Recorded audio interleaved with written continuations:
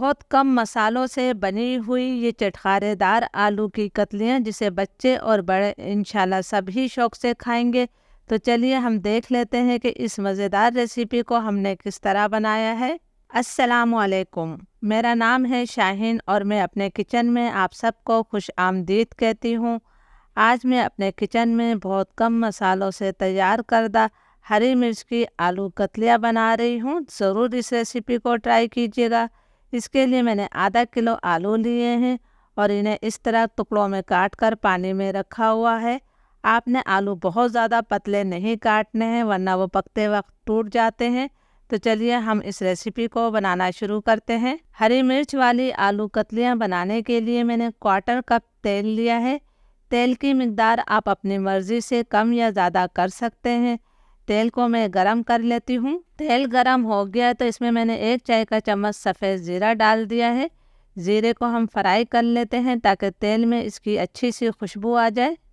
زیرہ فرائی ہو گیا ہے تو اس وقت میں نے اس کے اندر 1 کھانے کا چمچ ادرک لہسن کا پیسٹ شامل کر دیا ہے۔ ادرک لہسن کو بھی میں 1.5-2 منٹ تک بھون لیتی ہوں تاکہ ادرک لہسن کا کچا پن ختم ہو جائے۔ ادرک لہسن ہمارا فرائی ہو گیا ہے تو اب میں اس کے اندر آلو شامل کر دیتی ہوں۔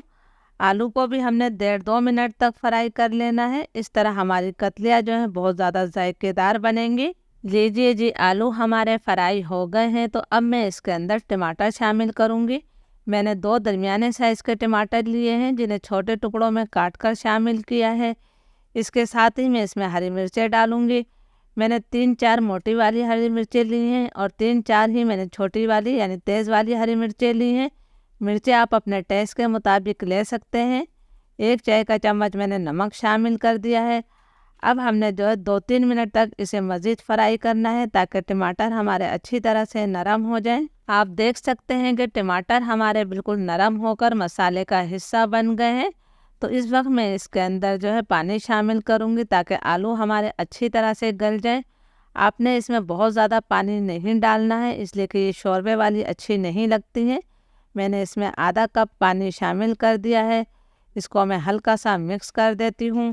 فلیم میں لو ٹو میڈیم کر دوں گی اور لو ٹو میڈیم فلیم پر ہم نے اسے 6 سے 8 منٹ تک پکا لینا ہے تاکہ آلو ہمارے بہت اچھی طرح سے گل جائیں۔ آلو کی کتلیوں کو پکتے ہوئے 7-8 منٹ ہو گئے ہیں۔ ماشاءاللہ ماشاءاللہ آپ دیکھ سکتے ہیں جو ہم نے پانی ڈالا تھا وہ خشک ہو گیا ہے اور تیل اس سے الگ ہو گیا ہے۔ ہماری جھٹ پٹ سی آلو کی کتلیاں تیار ہیں۔ اس وقت میں اس کے اندر 1 مٹھی بھر کر ہرا دھنیا شامل کر دیتی ہوں۔ ہرا دھنیا بہت زیادہ اچھا لگتا ہے۔